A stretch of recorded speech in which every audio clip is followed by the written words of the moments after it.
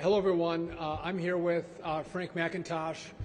He runs our air traffic control department at the FAA, better known as ATO. I just want to give you all an update on where we've been and where we are today and where I think we're going. So over the last 3 days, as many of you have reported, we have had significant staffing shortages with our air traffic controllers. Saturday, Sunday, Monday, very rough travel days, significant cancellations and significant delays. However, today has been a much better day. A lot more air traffic controllers are coming in. So just for comparison, on Saturday we had 81 staffing triggers. Today we have 4. So I think our air traffic controllers are seeing an end to the shutdown and feel more hopeful, and they're coming into their facilities. So we're grateful to them for all that they're doing. I was just up in the tower here at O'Hare, and I'm proud of the men and women who have given to the country and have showed up for work, making sure our travelers are moving safely through the airspace. I'd also note that there are short air traffic controllers at this facility, and we need more of them to come into the profession. Young men and women, some of the brightest in the country, have to come into this profession, and this shutdown is going to make that more challenging, more difficult for us to accomplish that goal. We used to have 4 air traffic controllers retire every day. We now have 15 to 20 air traffic controllers retiring a day.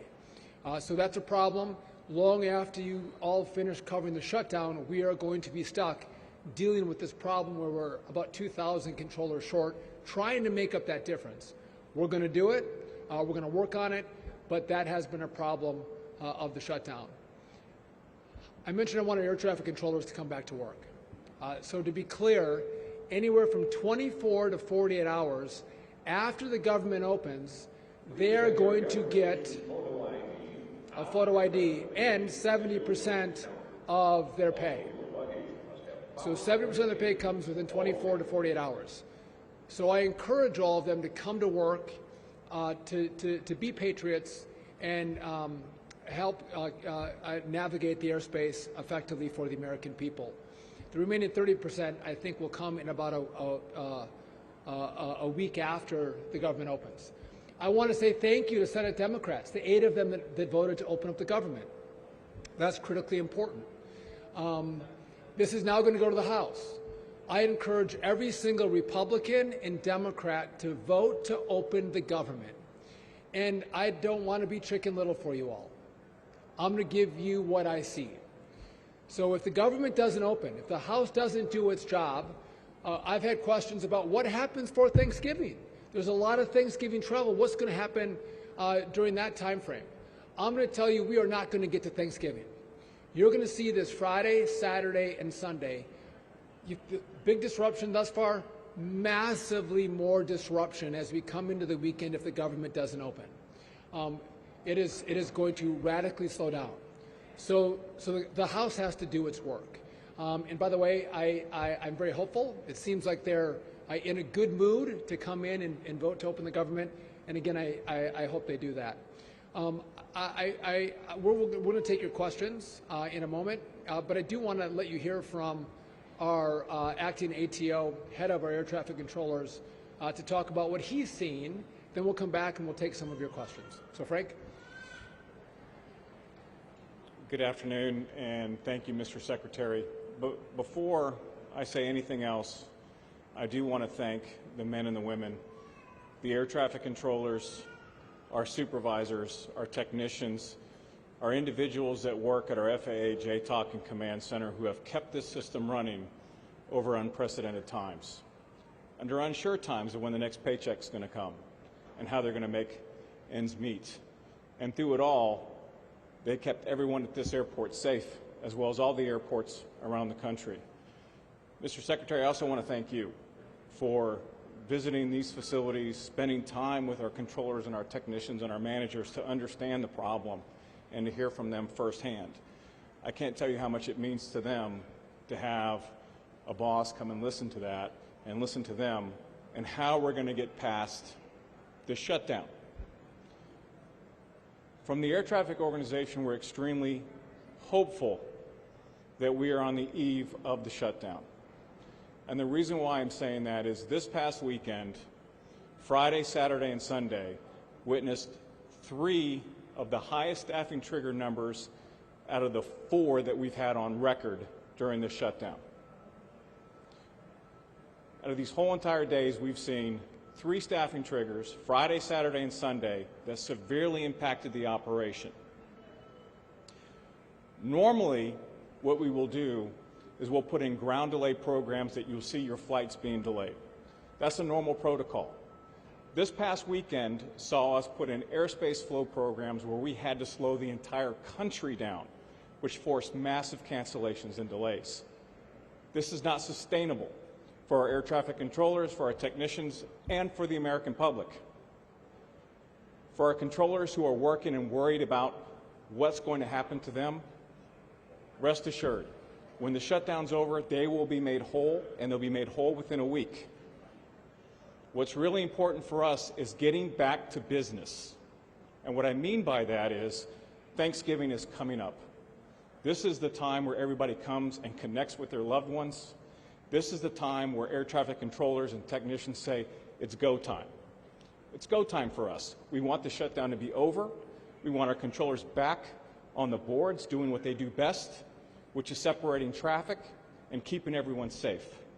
We look forward to getting back to business once this shutdown is over and ensuring that we once again hold true to what we promised to everyone in this room and across the country. We got you, we'll keep you safe, and rest assured we'll get through this together. Mr. Secretary. Thank you. I want to thank Frank as well. He's done a masterful job at the FAA navigating this crisis for us.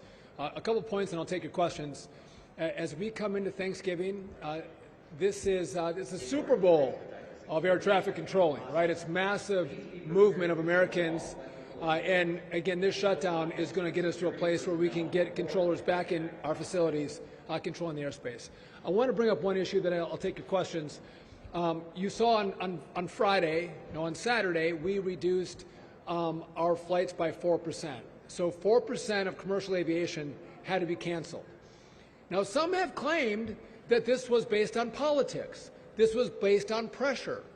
And I would just tell you that this information to do this reduction in flights by 4% on Saturday, it came from the safety office. The safety office made the recommendation, they elevated it, and we implemented it. And I'd also note on Saturday, Sunday, and Monday, the cancellations in the airspace were higher than 4%, right? So some might argue we didn't cancel enough flights. Today, we increased it by another 2%. So we're at 6% of cancellations of flights in the airspace. Some have asked, when are you going to start rolling those back? The answer to that is this has all been data-based. We've seen incursions on runways. We've seen loss of separation in the airspace. And we've seen heightened complaints by pilots of the communication they're having with air traffic controllers. When this information goes in the wrong direction, we have to make decisions to keep people safe. You all saw it with the DCA air crash. The last administration didn't see the 85 near misses that happened in that airspace. They didn't take action. They didn't look at the data. So we are going to look at the data and make the best decisions possible to keep the traveling public safe. That's what we've done. When that data changes, we're going to start taking down from 6, maybe we'll go to 4, 2, and get back to normal air travel. But I want to just clarify what we've done and why we've done it with the reduction of flights. And by the way, I think that by having a system-wide reduction where people and airlines can think through the cancellations, that's far safer than seeing hotspots around the country and random cancellations and delays. It leaves airplanes stuck at certain airports. It leaves crews stuck in other locations. It's way harder to manage. So we think this was the best approach to reduce the risk in the system and improve safety. So with that, happy to take your questions. Yes. I'm Alex Capriello with News Nation. You talked about loss of separation, essentially aircrafts in the sky getting too close for comfort. Can you expand a little bit about what the data shows, how close maybe some of these aircrafts are getting to each other, and then if this were to, God forbid, end in disaster, what you could say the DOT and the FAA is doing to prevent an aircraft fatality or something that really would be catastrophic? Yeah, so we didn't have near misses, but we did see the incursions of those separation requirements. Right? When you have that, that's a sign of more risk in the system, which was one of the factors we looked at when we made this decision. Listen, you can walk outside. I can't guarantee your safety. You get in your car. I can't guarantee safety, but I have to look at the risk in this system, and then we have to make decisions based on that risk and based on that pressure, and that's what we've done here. And again, it's been a lot of conversations, a lot of analysis, and making the best decisions we can possible with the information we have, the controllers we have. But to be clear, we are concerned about people having flights delayed and having their flights canceled. That's a problem. But that is a secondary problem to safety. Safety is the number one issue. I want you to get safely to where you're flying. That is issue number one. And a quick follow-up, sir. Can you give us a timeline of what it might look like when the government does reopen to get things back to normal for the flying public and for the airports all across the country? That's a great question. So we're going to wait to see the data on our end before we take out the restrictions in travel, that 6% we have in place right now. But it depends on controllers coming back to work. Today's a good sign. We had 4 staffing triggers today. On Saturday, there were 81. I think Sunday was 53. So real issues in the last 3 days, but today looks better. And the House does their work tomorrow. I think we're well on our way to getting to more normal air travel, less delays and less cancellations. Yes? Hi, Miranda Davis, Bloomberg News. Earlier you mentioned that if the House does not vote or if the government does not reopen, there would be massive disruptions this weekend. Can you quantify that in terms of like a percentage of flights canceled? So I can't quantify, but in my conversations with the airlines and with the FAA and what we're seeing with air traffic controllers, we feel there are going to be significant issues in the airspace. To quantify it, I don't have a crystal ball for you, but I can tell you what we're seeing with all of our equities, there will be real disruption. Oh, I think it's going to be more than 10%. And I think we might find airlines that have to make decisions. Do they keep flying? If this doesn't open, you might have airlines that say, we're going to ground our planes. We're not going to fly anymore. That's how serious this is. Yes? Hi, Secretary Duffy. Casey Cronus with Fox 32. Can you respond to President Trump recommending a $10,000 bonus for air traffic controllers that have come to work during the shutdown? And then second, how do you plan to fill that gap of 2,000 air traffic controllers that you will need to when this is all done? Yeah, listen, President Trump, brilliant. Listen, the air traffic controllers who didn't miss a day, they came for every scheduled shift that they had. They should get a bonus. Now, I don't know how many they're going to be. We have to do that analysis. But I'm aligned with the president. We are going to pay them a bonus. It'll be $10,000, depending on how many we have. They should come to the White House, and he should present them with their checks. They're patriots. We are grateful to them for the work that they've done. How do I make up the 2,000? So I was doing 2 things. I'm supercharging our air traffic control school, our academy, getting more young people to come in. From the time they apply to the time they get into the academy, I've truncated that. I'm paying them a bonus to come to the academy. We've kept paying the students at the academy a stipend to make sure the academy is still operational. We've done all those things, but we've seen that young people have been less willing to be air traffic controllers when they see they may not be paid. That's a problem. But the second part of what we've done is we have air traffic controllers who can retire after 25 years of service. I've asked them, they're the most experienced in the airspace. I said, would you please stay on? Please don't retire. I'll give you a 20% upfront cash bonus if you don't retire and you stay on the job. And what we've seen in the course of this shutdown is a far greater majority of those controllers that I thought were going to stay are now retiring. So it makes my problem more difficult, it's more challenging, but we are going to get the Academy fully operational to get as many controllers into the airspace as possible to make up that differential. Yes? Thank you. Kind of the opposite. The president's also talked about penalizing some of these air traffic controllers who took sick time. So can you talk about what that plan would look like there? Well, my concern is for those air traffic controllers who, before they missed a paycheck and we were in the shutdown, they decided on a continual basis not to show up for work. They don't know how long the shutdown was going to be. They hadn't missed a pay period, and they didn't come to work. I'm concerned about those controllers. I'm concerned about their dedication. I'm concerned about their patriotism. And so we haven't made a decision, but we are going to look at those controllers who continually made the decision not to show up for work. And again, we have to look at the data. I would just tell you, I'm trying to bring more air traffic controllers in. I'm not trying to take air traffic controllers out. But if we have controllers who systemically weren't doing their job, we will take action. Yes? Hi there, Maddie with CBS News. I wanted to ask how quickly will the air traffic controllers get paid once the government reopens? So how quickly will air traffic controllers get paid? So they'll be paid within 24 to 48 hours of the government opening. They'll get 70% of their back pay in that time frame, and then after, the remainder will be made up. I think it's about a week they'll get the remainder of the pay. So very quickly they're going to get money in their bank accounts. By the way, kudos to the Congress for doing this. It's important we get them paid very quickly. By the way, we talk about air traffic controllers. We have technicians in our towers that keep our very, very old equipment operational. They've been coming to work to make sure our equipment works. They've been moving without pay.